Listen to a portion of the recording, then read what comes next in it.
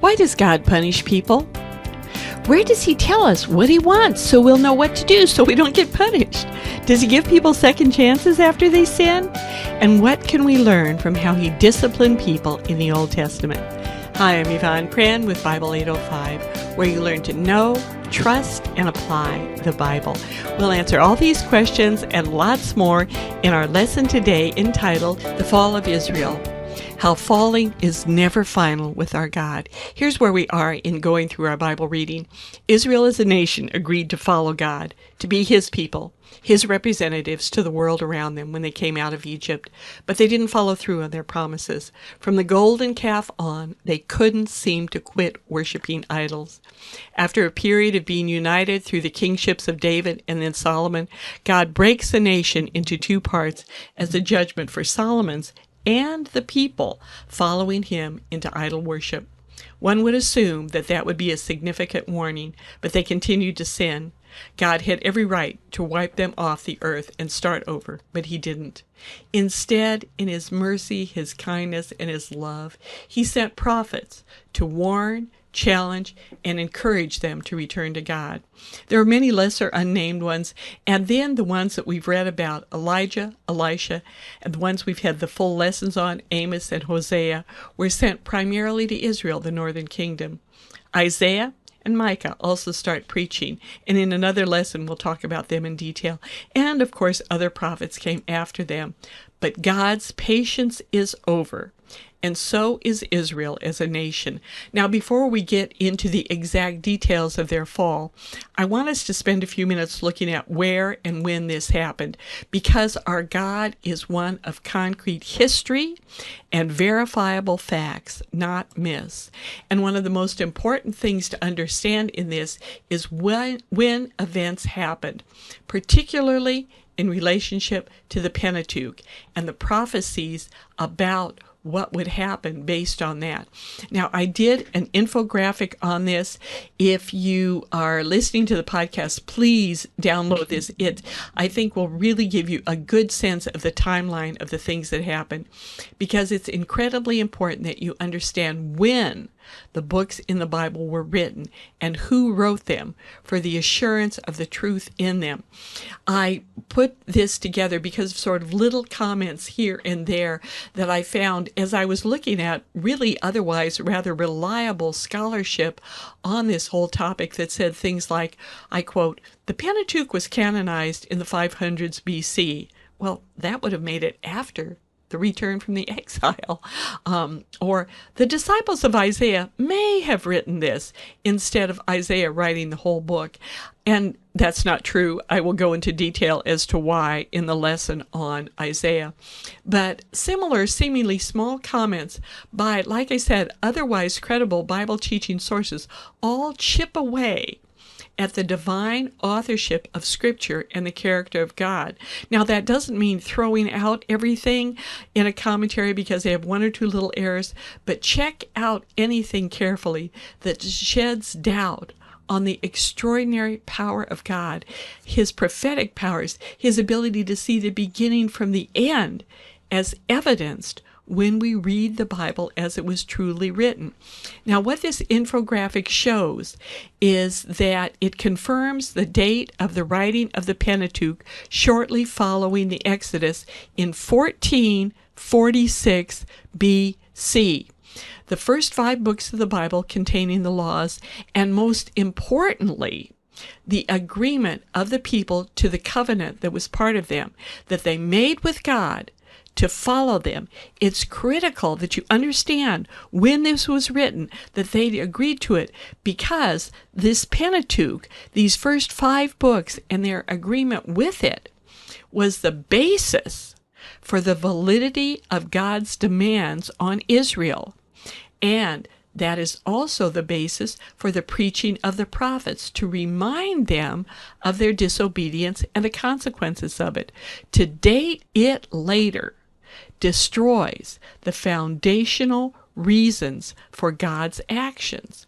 To date the Pentateuch later, or to promote its creation as sort of a sloppy assembly of kind of related documents of the Jewish people put together after he returned from the Babylonian exile in 1538, destroys both the legitimacy of God's actions in judgment and the wonder of his later restoration, as well as the entire reason for the messages of the prophets that preached long before the exile and founded the claims of their preaching on the Pentateuch, on the demands of the Pentateuch. Instead of confirming the legitimacy of God's demands, which, again, remember, the people agreed to, they agreed that the law was the foundation for their society and religion. Instead of recognizing that when it's dated properly, it turns God into a petty tyrant whose prophets rant for no reason and judgments that come without warning or purpose. It's so sad and so wrong. Now, I don't think, to be perfectly honest, that a lot of the critics that write that way really understand what they're even doing. But it's so important that we date it correctly, that we realize that God knows what he's talking about far ahead of humanity experiencing the consequences of it. Our God has chosen to work in the context of time here on planet Earth, and the proper dating of biblical documents is foundational to understanding many of his actions, demands, messages, judgments, and his restoring mercy. I'm writing a blog on Bible 805 that will go into more detail on this topic. Please do, if you get a chance, check that out, because, again, this is so important to understand. But moving on, not only does God act in tangible time, but in real places. There are no mythical lands portrayed in the Bible. And for those of you that are just listening to this, I have some maps that I'm showing people that I showed in my live class and on the video, where you have the kingdom of Israel, what it was during Old Testament times, and then the same area superimposed over the countries that would take up the same space today. That kind of helps place it.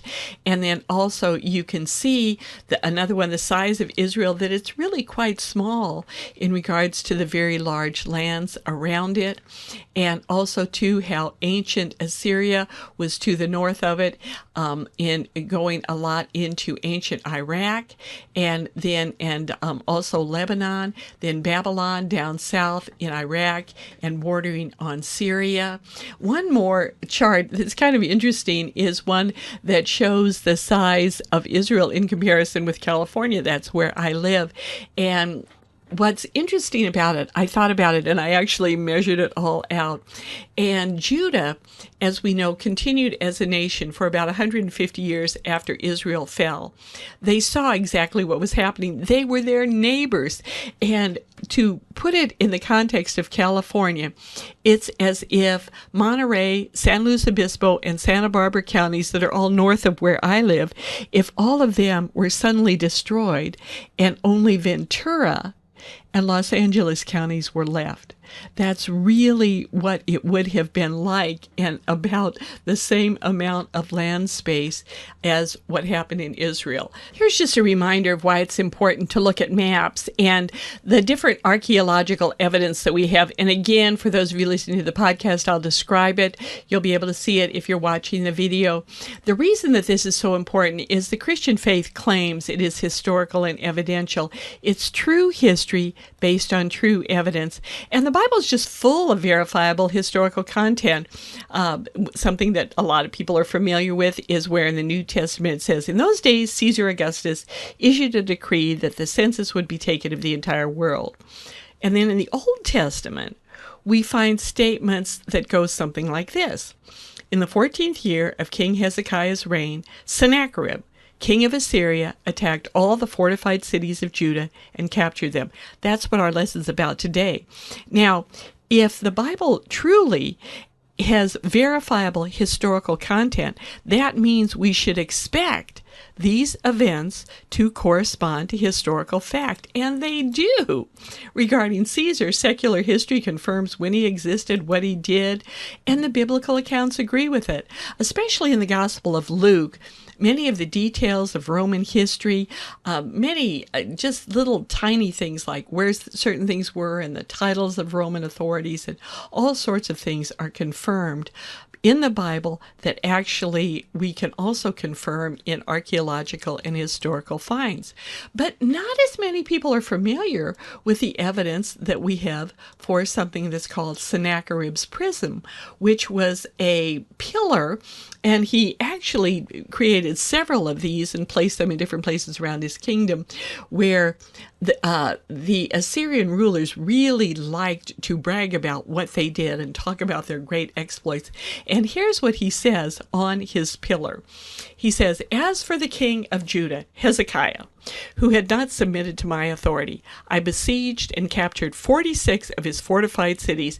This was when he went through and destroyed Israel at the same time, "along with many smaller towns taken in battle with my battering rams. As for Hezekiah, I shut him up like a caged bird in his royal city of Jerusalem." And basically, that's a confirmation of the biblical account. And so we have so much evidence of exactly what happened during the timeline that we're talking about. And not only that, a number of years ago, many, say 200-300 years ago, they really doubted that Assyria existed. But in 1845, the young British diplomat, Austin Henry Layard, he explored the ruins. He didn't use modern archaeological methods. His stated goal was to obtain the largest possible number of well-preserved objects of art at the least possible outlay of time and money. Basically, what he did is he went in and he just cleaned everything out and took it all back to England. He discovered many extraordinary things during this trip. One of them was the Lost Palace of Sennacherib. It had 71 rooms and colossal carvings on the walls. He also unearthed the palace and the famous library of Ashurbanipal that had 22,000 cuneiform clay tablets. Included in this library is the now well-known Epic of Gilgamesh and the Code of Hammurabi, and thousands more artifacts of battles, treaties, all kinds of things that confirm Old Testament history. I'm now going to describe some of the images I shared with the live class, and of course that you can see on the video, but do check them out if you get a chance. If not, picture in your mind as you listen to the podcast, and once again be assured that our faith is based on tangible history, not folk fairy tales. On Lanyard's Dig, it was kind of a big deal back then, and he had an artist who came along who did all sorts of fantastic illustrations of it. Also had an early photographer, and you can see pictures, and they look like something out of Indiana Jones, where you see the Arab workers that were helping to unearth things, and it's just really a fantastic image. And then there's another one of photograph of one of the winged bull gates that were just these huge monumental things with the head of a man and then the body of a bull. And then we have a drawing of Sennacherib's palace. Now, his palace, his little home sweet home, was actually 1,480 feet long and 720 feet wide. Now, for comparison, a football field is 360 feet long and 160 feet wide. So that makes his palace, picture this, would have been the length of almost 4 football fields and as wide as 4.5. I mean, it's just absolutely astounding. Now, and this isn't mythology. This isn't just someone bragging about something. They've actually discovered the foundations of it.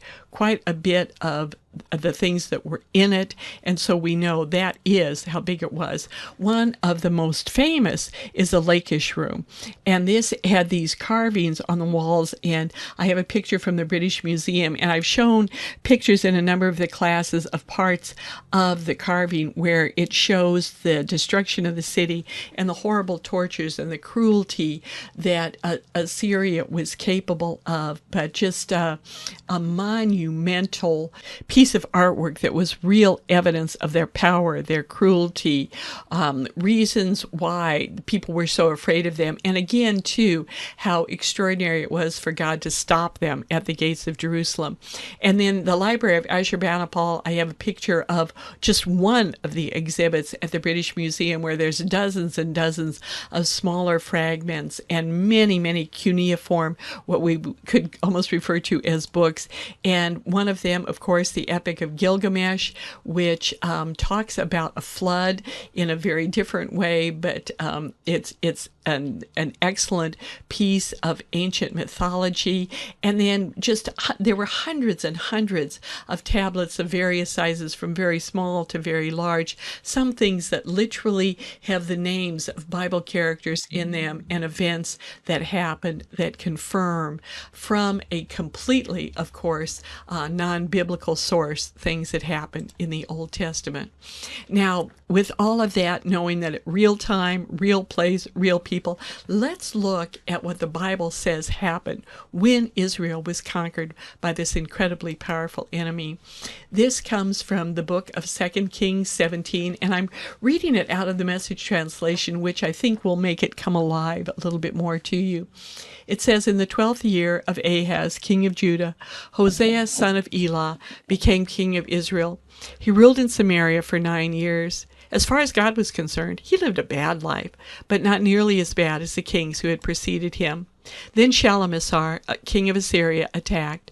Hosea was already a puppet of the Assyrian king and regularly sent him tribute, but Shalmaneser discovered that Hosea had been operating traitorously behind his back, having worked out a deal with King So of Egypt. And adding insult to injury, Hosea was way behind on his annual payments of tribute to Assyria. So the king of Assyria arrested him and threw him in prison, then proceeded to invade the entire country. He attacked Samaria and threw up a siege against it. The siege lasted 3 years. In the 9th year of Hosea's reign, the king of Assyria captured Samaria and took the people into exile in Assyria. He relocated them in Halah, in Gozan along the Habor River, and in the towns of the Medes. And then it goes on to tell us why this happened. In verses 7 through 12, it says, the exile came about because of sin. The children of Israel sinned against God, their God, who had delivered them from Egypt and the brutal oppression of Pharaoh, king of Egypt. They took up with other gods, fell in with the ways of the pagan nations God had chased off, and went along with whatever their kings did. They did all kinds of things on the sly, things offensive to their God, then openly and shamelessly built local sects and religion shrines at every available site. They set up their sects and religion symbols at practically every crossroads. Everywhere you looked, there was smoke from their pagan offerings to the deities, the identical offerings that had gotten the pagan nations off into exile. They accumulated a long list of evil actions, and God was fed up with their persistent worship of gods carved out of dead wood or shaped out of clay, even though God had plainly said, don't do this ever. God had taken a stand against Israel and Judah, speaking clearly through countless holy prophets and seers time and time again. Turn from your evil way of life. Do what I tell you, and I've been telling you in the revelation I gave your ancestors, and of which I've kept reminding you ever since through my servants, the prophets. Here's the result. In 2 Kings 7:14 it says, but they would not listen, and were as stiff-necked as their ancestors, who did not trust in the Lord their God. They rejected his decrees and the covenant he'd made with their ancestors and the statutes he'd warned them to keep. Listen to this line. It's so incredible. It says, they followed worthless idols and themselves became worthless. Let me repeat that. They followed worthless idols and themselves became worthless. We become like what we love. Whether it's money, whether it's our career, whether it's sports, whether it's making ourselves after some influencer on social media, whatever it is, we become like what we love, or we can become like our God. And remember, the Bible tells us we need to guard our hearts. God goes on detailing their sins. He says they forsook all the commands of the Lord their God and made for themselves 2 idols cast in the shape of calves and an Asherah pole. They bowed down to all the starry hosts and they worshiped Baal. They sacrificed their sons and daughters in the fire. They practiced divination and sought omens and sold themselves to do evil in the eyes of the Lord, arousing his anger. Now, we might think, oh, well, we would never do anything like that. We don't burn children alive or whatever.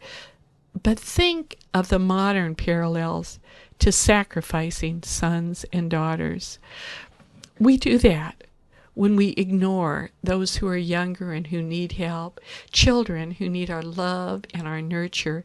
And we must not become callous to the needs not only of children close to us, but those all around the world. I wanted to share the example that I've never forgotten of these people that I got to know a little bit when I was working with Compassion International. I was senior editor there many, many years ago. And one of the things that I did for some of the things that I wrote is I would call up some of our donors, particularly some of our larger donors, and ask why they did what they did. Why did they spend their money on supporting little children that chances are they never meet in countries they might never go to? And I'll never forget this one couple. They supported, as I recollect, something like 10 kids, which is a lot of money. And I called them up and I said, what motivated you to do this? And they said, well, they said, and they kind of didn't want to talk about it. And I said, well, please, we really want to know. And they said, well, you need to understand, we're not wealthy people. This is a real sacrifice for us to do this. But we've decided that, and they didn't have any children of their own, biological children. God hadn't blessed them with children. And they said, we decided this is what we want to do. This is the priority in our life. And they said, we don't eat out. We don't go to movies. We intentionally do not do a number of things that our neighbors and friends do. And he goes, we don't think they're bad or anything like that. But they said, we've decided this is what we want to spend our money on. And I've never forgotten that. That was such a challenge to me. And I just think to all of us, what is important to us, that's what we will spend our life and time on. Now, what happened with Israel after they were deported is really interesting because the story doesn't end there. It says, too, that the king of Assyria brought people from Babylon, Cuthath, Ava, Hamath, and the Sepharim, and settled them in the towns of Samaria to replace the Israelites. They took over Samaria and lived in its towns. Now, God's demands didn't change, nor did his reaction to people if they didn't follow him, even though maybe they weren't from around here. And it goes on to say, when they first lived there, they did not worship the Lord. So he sent lions among them and killed some of the people. It was reported to the king of Assyria, the people you deported and settled in the towns of Samaria do not know what the God of the country requires. He sent lions among them, which are killing them off, because the people do not know what he requires. It goes on to say, then the king of Assyria gave this order, have one of the priests you took captive from Samaria go back to live there and teach the people what the God of the land requires. So one of the priests who'd been exiled from Samaria came to live in Bethel and taught them how to worship God. Now, here was their response. It goes on to say, nevertheless, each national group made its own gods in the several towns where they settled and set them up in the shrines the people of Samaria had made at the high places. They worshipped the Lord, but they also appointed all sorts of their own people to officiate for them as priests in the shrines at the high places. They worshipped the Lord, but they also served their own gods in accordance with the customs of the nations from which they'd been brought. They would not listen, however, but persisted in their former practices. Even while these people were worshiping the Lord, they were serving their idols. To this day, their children and grandchildren continue to do as their ancestors did. People are innately worshipers, yet there's always a challenge, even to all of us, to worship God only. Again, what are some of the things we worship in place of God or in addition to God? Yes, we might go to church on Sunday, but most likely it isn't an idol. But do we let hobbies or fun things or money or career take the place of time that ought to be given to God in our lives? This situation of worshiping God and pagan deities is, of course, if you're paying attention, the origin of the hostility between Jews and Samaritans. The Jewish people, after their own exile and return, now they behaved very differently, the people from Judah, because after their return, they never again served idols. And so they chose disdain and hatred in response to their Samaritan neighbors who mixed up all of their worship. Now, Judah, again, never followed idols, and they looked down on those who did. But one day, it was very different when a new prophet, Jesus, showed all of them a totally different way to treat Samaritans when he used the example of a Samaritan in the story we know as the Good Samaritan to illustrate what it meant to live out the greatest command of all, to love God and love our neighbors. And then also when he shared the good news of God's love and salvation with the most likely audience, a Samaritan woman at a well, and he used her to witness to others to bring many of them to the faith. Now, some observations so far. God's word is based on true history and can be trusted. God never gives up on people. Israel sinned, the Samaritans sinned, but Jesus stopped by and changed everything. And that wasn't all. God didn't lose track of anyone. This is really an exciting story because remember those exiles that were sent to the farthest reaches of the Assyrian Empire? They continued to follow God through their centuries of exile, and their descendants, and you can read, they came from specific cities that they were exiled to. They returned to Jerusalem on the day of Pentecost. And please look out, I have a lesson on the preparation of Christmas that goes into all of this. That's really neat how it covers it. But they then heard Peter preach how the long-awaited Messiah had come in the person of Jesus, died on the cross, and rose for their salvation. And they were then able to go back to all these parts of the empire that they'd been scattered because of tragedy, because of sadness, because of sin.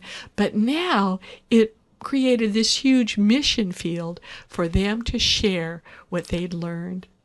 Our application. No matter what our history, Jesus can use us to bring his message of salvation to our world.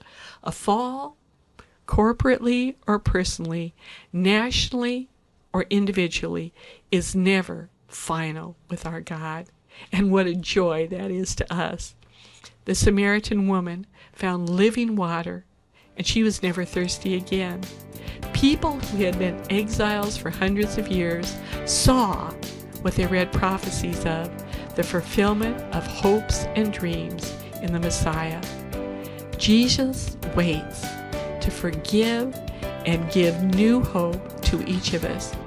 Take some time today with him and renew your life and calling, no matter how you've fallen, no matter how you've messed up, no matter what. He can make everything